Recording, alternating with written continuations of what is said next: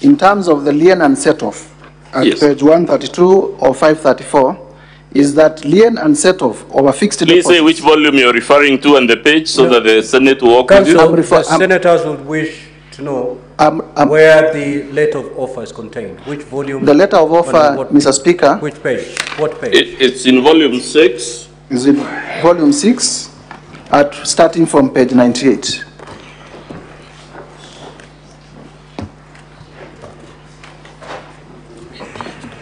Yes, walk us through that letter of offer. So there is a letter of offer, meaning there was an application for a loan. And this is to the directors of Crystal Kenya Limited. Crystal Kenya Limited is the company that is acquiring Aberdare Safari lodges.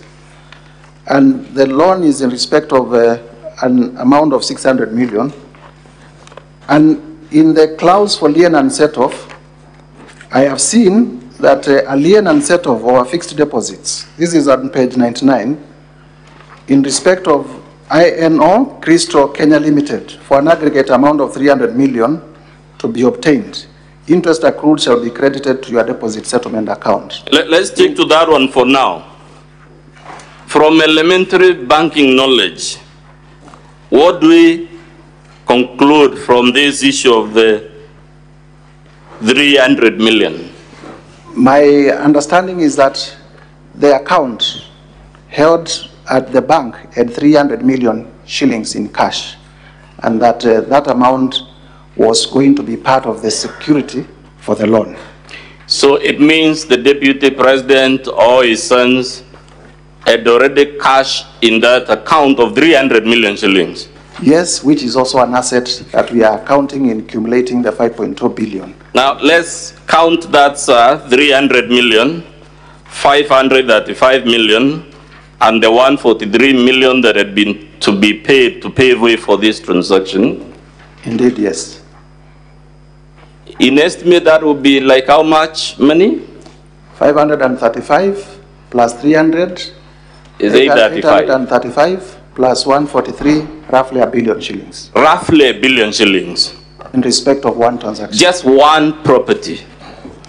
Now, if the deputy president were to save all his net salary for 10 years, would he be able to have savings of $1 billion shillings to acquire this hotel? Not at all. But because from the legitimate source of income, which is his salary as deputy president, as gazetted by the SRC, roughly around 1.2 billion after taxation, an aggregate of $1 million shillings, it would not be possible to acquire $1 billion shillings within a period of 2 years. Now, these three figures, whether it is the 143 million, or the 300 million, or the 535 million, as the deputy president in his response offered any legitimate explanation of how he or his very young sons came upon this incredible fortune of money? Nowhere in the response, other than the letter of offer that is in itself not evidence of acquiring a loan. At page 39, who are shown as the parties to this transaction for Abadere's hotel? Page 39 of volume 2A. At page 39 of volume 2A,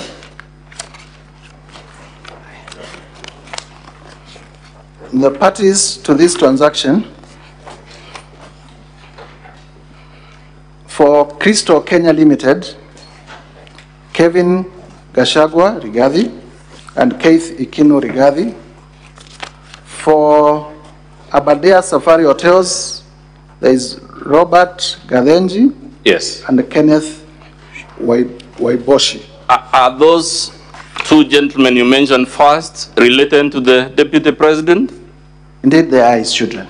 As a matter of fact, Honorable Mutusa, and will do it in the closing statement, does our Public Officer Ethics Act or the Leadership and Integrity Act, faced with facts like this, permit the deputy president to hide behind his sons? Not at all. Is he allowed to hide behind any of his relatives? Not at all. What about his spouse? Not at all.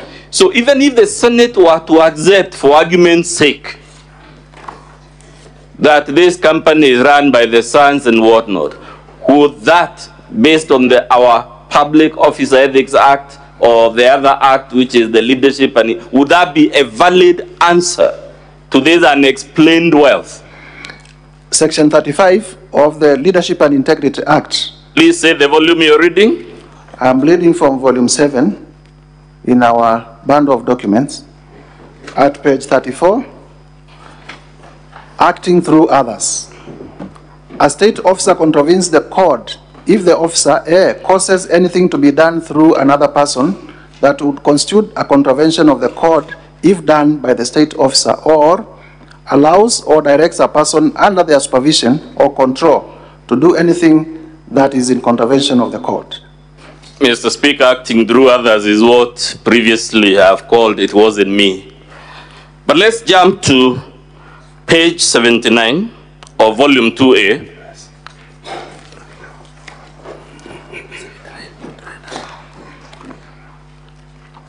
Yes, we are here. Again, this is documentation for that same property the Deputy President admits he acquired, right? Yes, through Aberdare. Just for contextualization, Aberdare owned 2 hotels. Yes. There is Treetops Hotel. Yes. And there is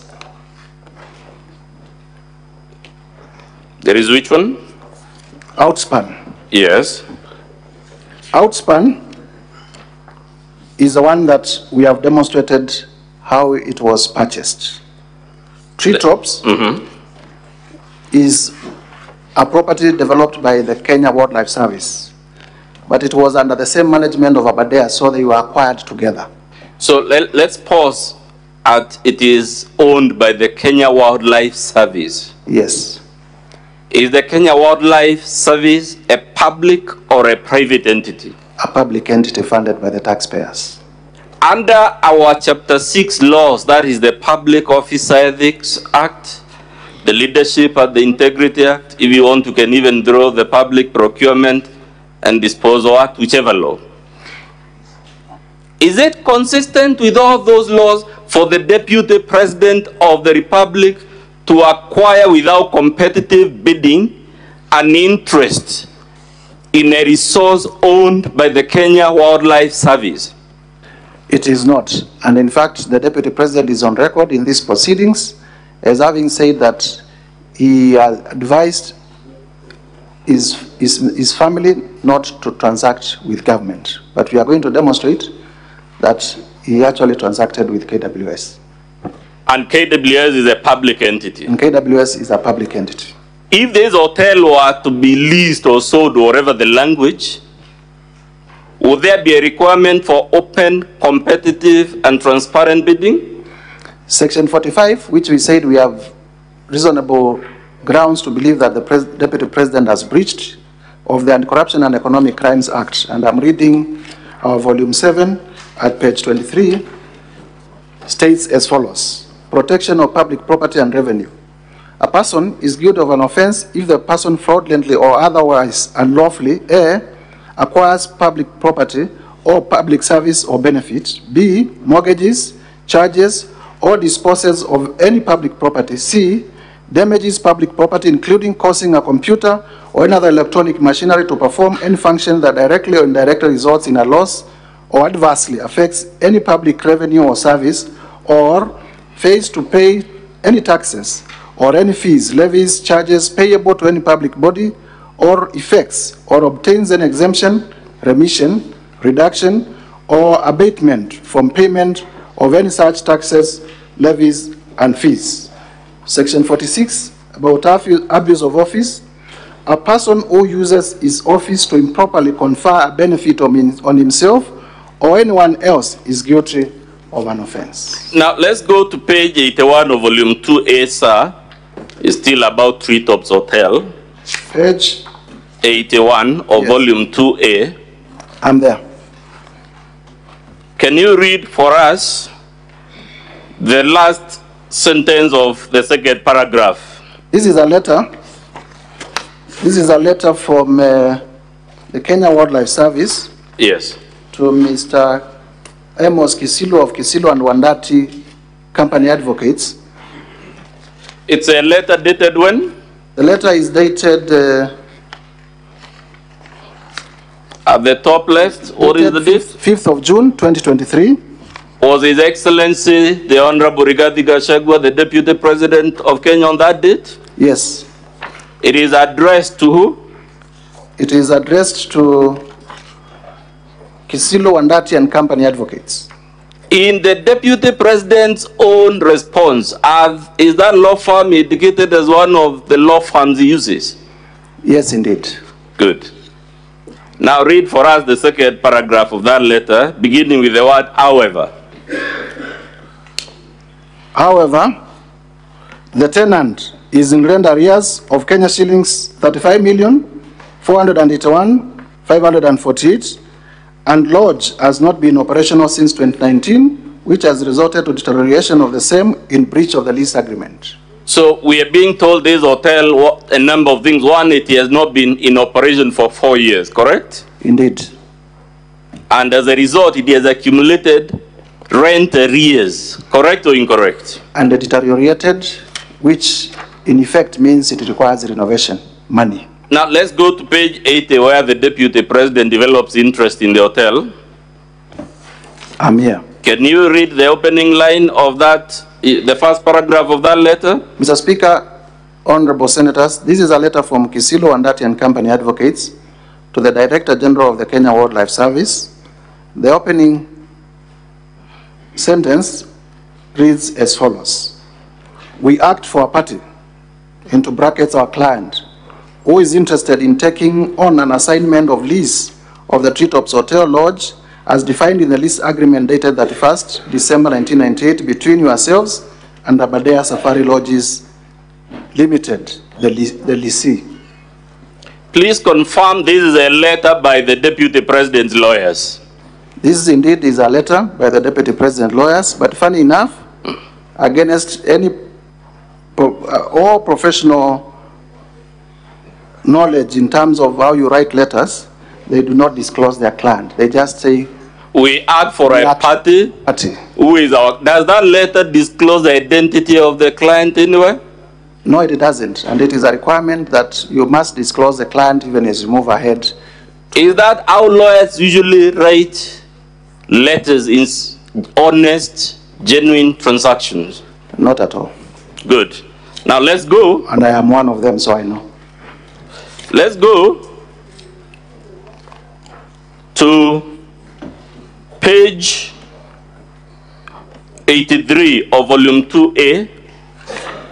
What is written there? Page 83 is a letter to Dr. Kanga, Director General Acting, Kenya Wildlife Service from Aberdare Safari Hotels. So, it is about Treetops Lodge debt and lease. Please hold 83 together with 81. In 81, we are told the hotel has not been in operation for 4 years, and that's why it's in rent arrears, right? Yes, rent arrears of upwards of 35 million. And that is on which date? This is on 5th of June 2023. And the letter at page 83 is on what date? It's 7th of July 2023, a month later. How many days in between, roughly?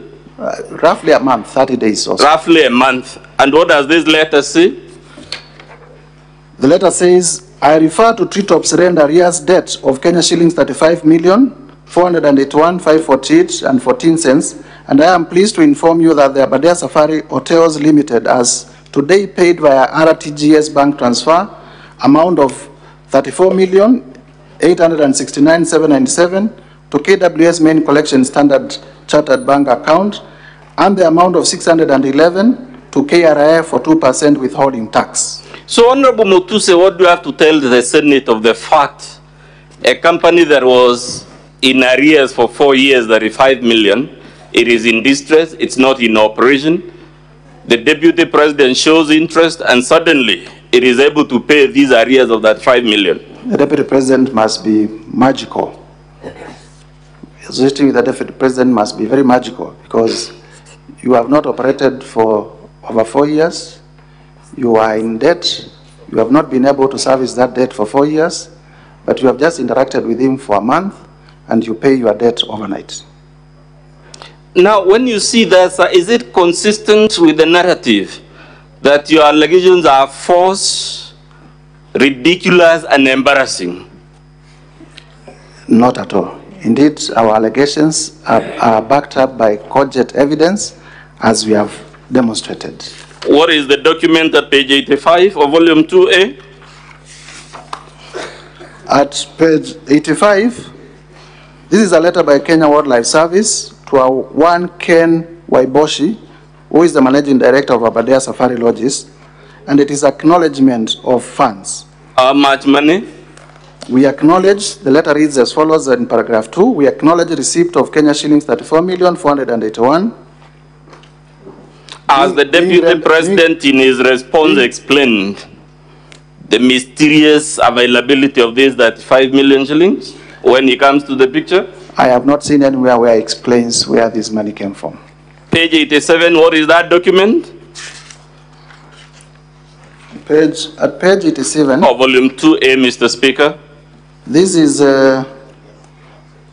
novation and assignment of lease agreement and addendum to lease dated 31st December 1998 and 27th July 2023, respectively, between Kenya Wildlife Service, Aberdare Safari Lodges Limited, and Crystal Kenya Limited, the company of interest. Does this confirm, just like the deputy admitted, that he actually acquired Treetops Hotel? Indeed, it confirms, and it is not. It has not been contested. Is your allegation, therefore, Mr. Mutuse, about Treetops, false, ridiculous, and embarrassing? Come again?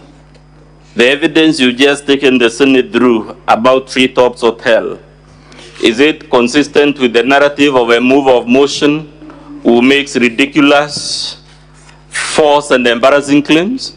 Not at all.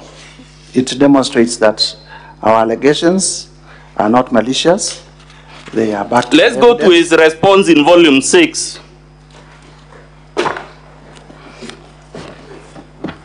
It should be page 8, if I'm not mistaken, Mr. Speaker.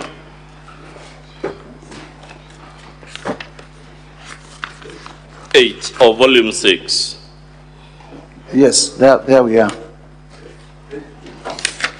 Volume 6. On page.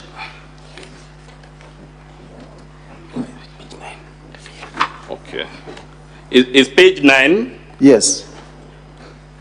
At the top of page 9, what does the Deputy President in his response to the National Assembly tell it? He says, in respect to Crystal Kenya Limited, this company was incorporated in 2009, way before I became Deputy President. Let's pause there. Is that a valid response to your motion, the date when the company was incorporated? I am interested in what the company did when Mr. Gachagua is Deputy President, and not when the company was incorporated. Okay, read for us the next line. I transferred the company to my sons when I became Deputy President. Is that a valid answer given the things we've just seen about Treetops and Outspan? It confirms that the sons indeed are acting on his behalf. Read the next line, please. It acquired Outspan Hotel and Treetops Hotel following financing by a local bank. I also gave the company a personal loan from funds which were returned to me by the Asset Recovery Agency. I wish to clarify that Treetops Hotel was not bought. It is leased from KWS. The lease was assigned to Crystal Kenya Limited by a private company, Aberdare Safari Hotels Limited. I have annexed the facility letter dated 24th October, as well as the company resolution to borrow Kenya shillings 600 million and marked as Annexure RG 14 and Annexure RG 15 respectively. Let's go to page 44. This relates to the property called Rogoro Kiamariga 1223. This is in volume 2? 2A. Volume 2A, Mr. Speaker, page 44. Please confirm from the Deputy President's response whether he has admitted acquiring this property. Yes, he admits acquiring the property, but goes ahead to make some justifications. Page 44, Mr. Speaker, volume 2A. The justification he makes is to what effect? Is that the acreage is different. Yes. And also that he bought it for 3.5 million and yes. not 5 million as alleged. Now let's go to that page 44. What is that document? This is a document transferred by person or representative to person on intestacy. Basically. And who is given that transfer? Who is making it? A certain Naftali Guandraru Gadhogo. Can you read the opening line of that document? Public Trustee of the Republic of Kenya, or PO Box 49672 Nairobi, as personal representatives of Naftali Garandau Gadhogo, deceased, hereby transferred to Hannah Gadhongo Mugo. Absolutely. Who is the public trustee a public officer? The public trustee is a public office. Under what circumstances, to the best of your knowledge, does the public trustee obtain letters of administration of an estate, in this case the estate of the deceased Naftali Gwandaru Gadhogo? In terms of the law of succession, the public trustee only steps in where there are no beneficiaries of a deceased person's estate. The person to whom the trustee is transferring, is there a picture given there? Yes, it is given, and I will invite honorable senators to look at it. What observation do you want them to make about it? Well, this is a photograph of, I do not want to say disheveled, old lady who signs by appending her thumb, signifying probably she was not even aware of the transaction. Has she signed or affixed a thumbprint? A thumbprint. On the face of it, does that look like a privileged or vulnerable and marginalized Kenyan? The very vulnerable.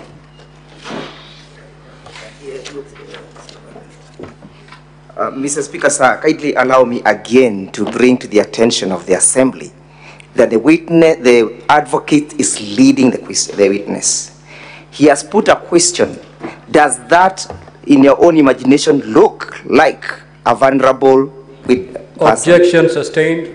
Counsel for National Assembly, stop leading the witness. I'm much guided, Mr. Speaker, so we'll proceed. We're on page? We are on page 44. 44.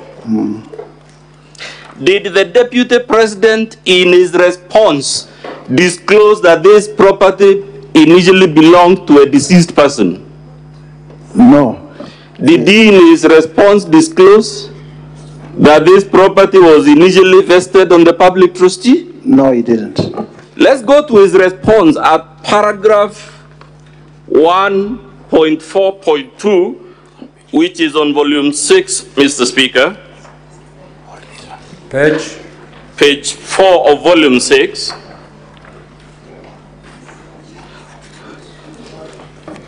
Can you read paragraph 1.4.2 of the Deputy President's response? I purchased the land in the year 2023 for Kenya shillings 3.5 million for my farm proceeds. Some of you are aware that I have dairy farm with close to 200 cows. Now let's see who is saying things that are embarrassing, false, and ridiculous. What is the price he has said he acquired it for in that page? 3.5 million Kenya shillings. Let's go to the agreement he has attached to show how he purchased this property. It is at page 63 of the same volume. I am here. Clause number 3, what is given as the purchase price? The purchase price is Kenya shillings 5 million only, to be paid as follows. Is that consistent? This is, volume 6. 6. We are holding, Mr. Speaker, volume 6, pages 4 and 63. No, it is page 4 of 534 and page 96 of 534.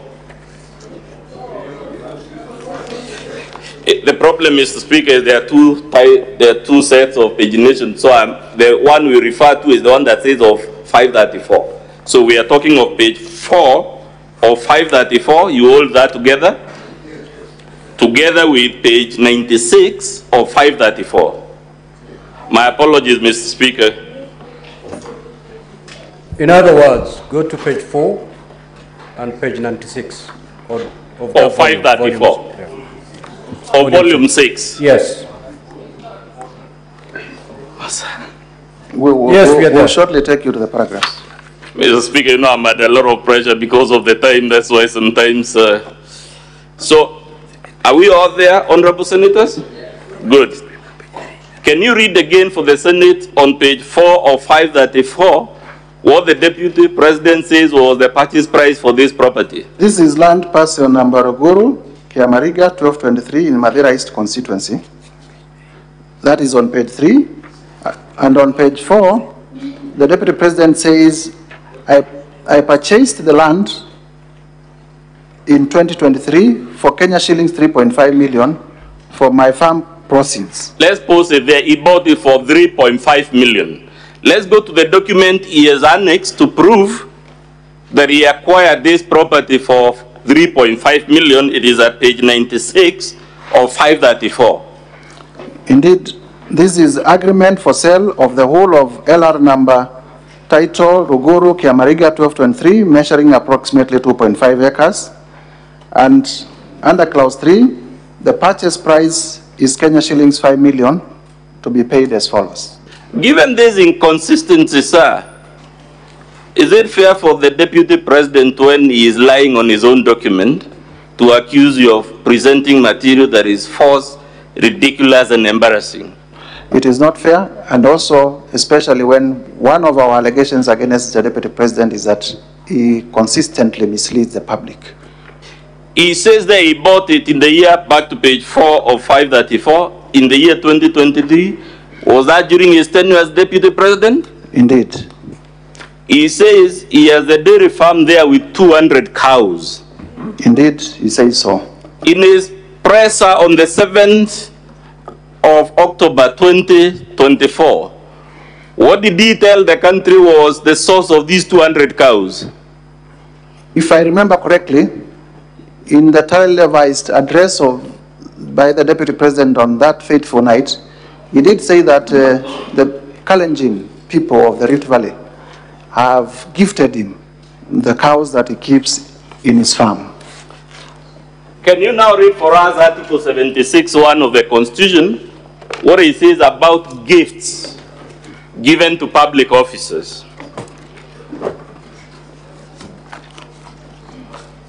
Article 76, financial property of state officers. 76(1). A gift or donation to a state officer or a public or official on a public or official occasion is a gift or donation to the Republic and shall be delivered to the state unless exempted under an act of Parliament. Has the Deputy President presented any evidence that he surrendered these gifts to the state? He says that he has kept them in his farm. Wouldn't that be an admission by his own public statement of violating Chapter 6? Indeed, it is an admission and should be treated as such.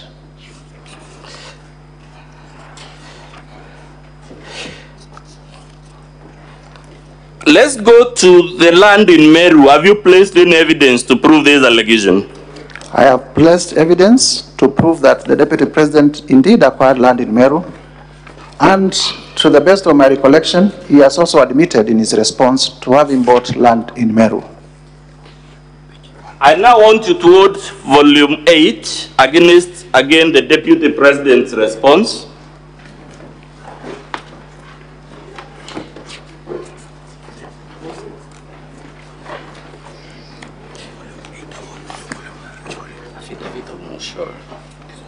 Yes.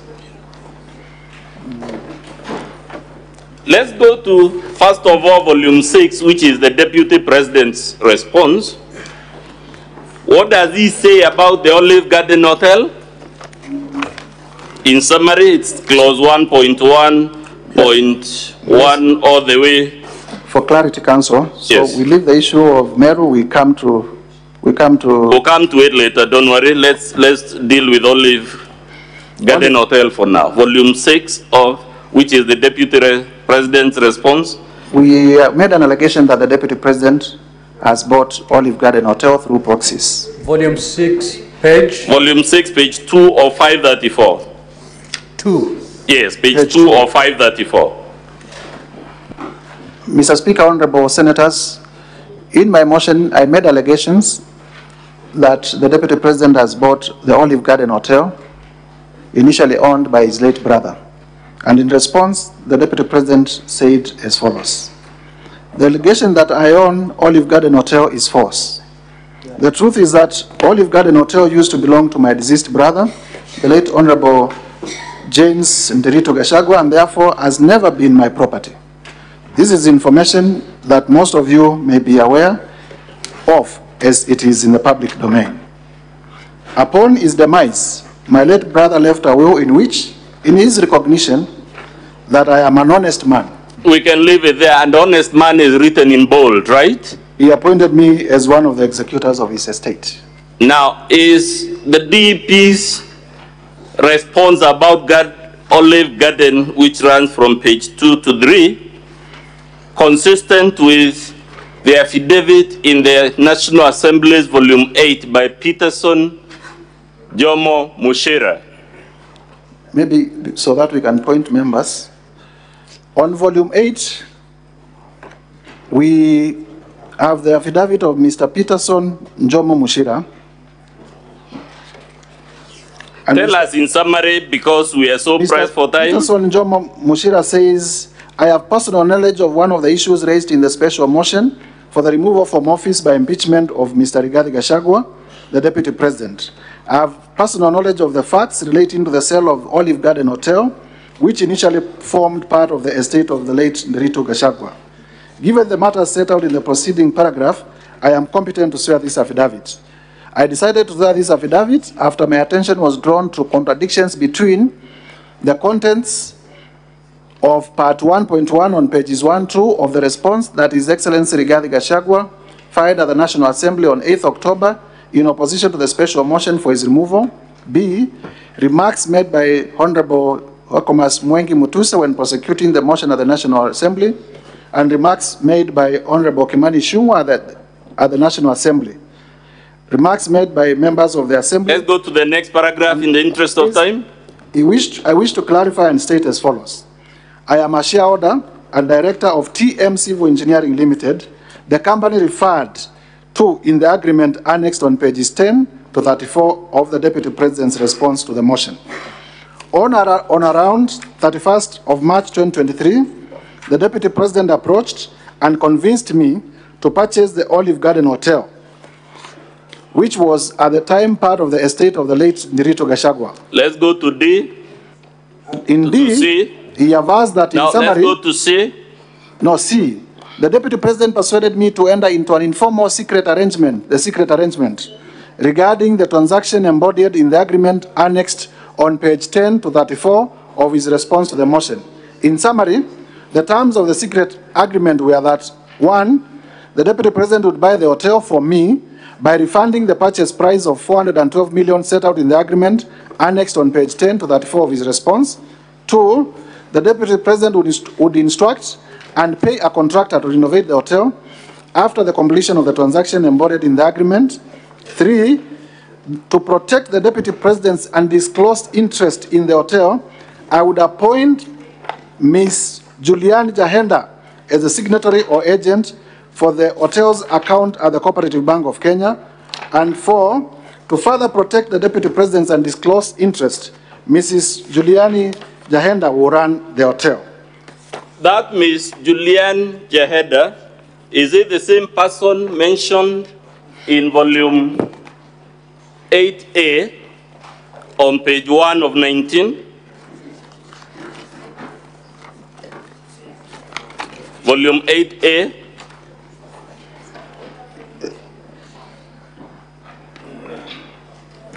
Yes, this is a letter from the Public Service Commission So does that mean we have two sources, one being Jomo Mushira? It is... We are on volume 8A, page 1 of 19. And there is an entry there, the third name in that table. If you look at the names, you have the first one, the second one, and the third one is Maka Juliani Jahenda. Is that the same? Who is a deputy director in charge of coordination in the presidency at the office of the deputy president, working on a local contract. Who is the author of this document? The author of this document is the Public Service Commission of Kenya. Does this document, is it consistent with what Johnson Mushira said in his affidavit about Julian Jahenda? It shows that Julian Jahenda is a staff and a close associate of the deputy president, and she's the same person who was seconded to manage his interest at the Olive Garden Hotel. The acquisition of this hotel through a secret arrangement from the estate of his brother, is it consistent with a honest man as written in bold font in his response? It is indeed consistent with our allegation that His Excellency the Deputy President raided the estate of his late brother and acquired properties directly and through proxy. Lastly, from me, so that Mr. Wanyama will wrap up, let's go to the Vipingo property that also belonged to the estate of his brother. And for senators to note, this is another 535 million, 412 million in terms of the purchase and renovations, another extra millions of money, and there is no disclosure as to where the money was coming from. Now let's go to Vipingo Beach Resort, which again the Deputy President wants to hide under the shadow of his late brother, who is given on page 18 of volume 2A as the directors of Vipingo Beach Resort Limited.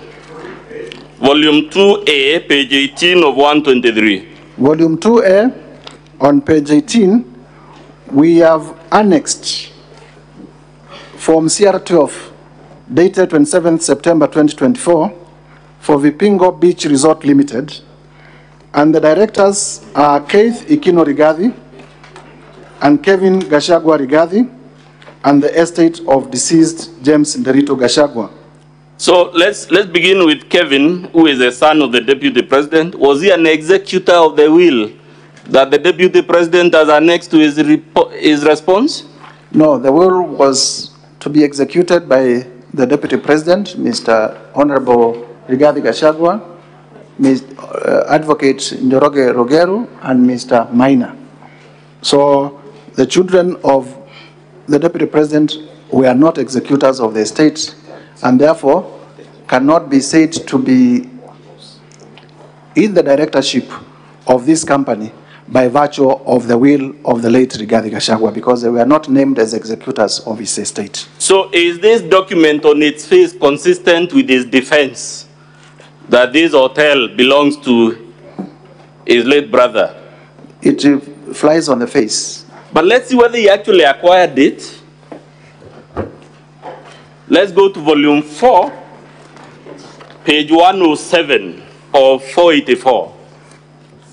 I am at volume 4, page 107. What is that document, sir? This is a joint will executors report on the status of the estate as at 27th February 2024. This is the estate of the late Nderito Gachagua.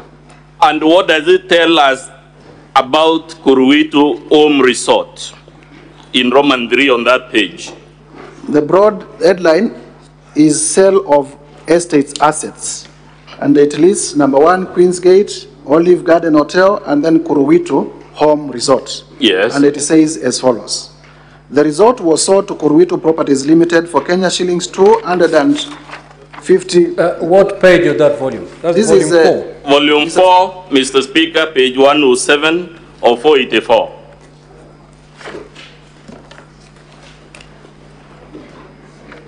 Volume 4, Mr. Speaker. We can continue? Yes, proceed. Kuruwitu Home Resort. The resort was sold to Kuruwitu Properties Limited for Kenya shillings 250 million only.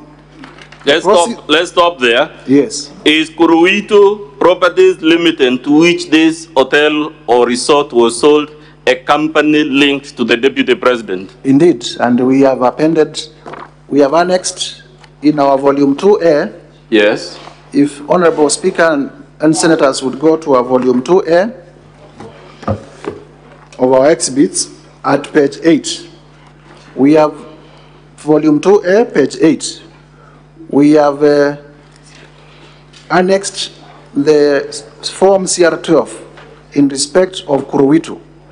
And who are shown as the directors there? The directors are Vipingo Beach Resort Limited. But let's also interrogate Vipingo Beach Resort Limited, which we have demonstrated that is owned by Honorable Rigathi Gachagua's children. Back to volume 4, page 111 of 484. Can you read at the top the sentence that begins with, for instance? This is, we are at page 111, and this 484, Mr. Speaker, volume 4. This is still, this is for, so that we, this is still the joint will executors report, and at the top there, at page 111, for instance, the sale of Kuruwitu Beach Resort cottages and Olive Gardens Hotel was done after beneficiaries were appraised in the meeting of 24th June 2023, cited herein before. Significantly, the beneficiaries themselves in their meetings with one of the executors, underline one of the executors, approved the sale of Kuruwitu Home Resort to one of them, underline one of them. Who is also an executor, underline who is also an executor. Who is the executor and beneficiary being referred to here? The only executor and beneficiary of the late Nderitu Gachagua's estate, as named in the will and as named in this joint report, is one Honorable Rigathi Gachagua. Where is this property located, Honorable Mutuse? Vipingo Beach? Yes. Should be somewhere in the coast. Back to page 107 of volume 4. In his response, as the Deputy President explained where he got the sum of Kenya shillings 250 million to purchase this property. In fact, he denies buying the property. Mr. Speaker, I will cede the floor now to my learned friend, Mr. Wanyama, to prosecute the remaining grounds of the motion.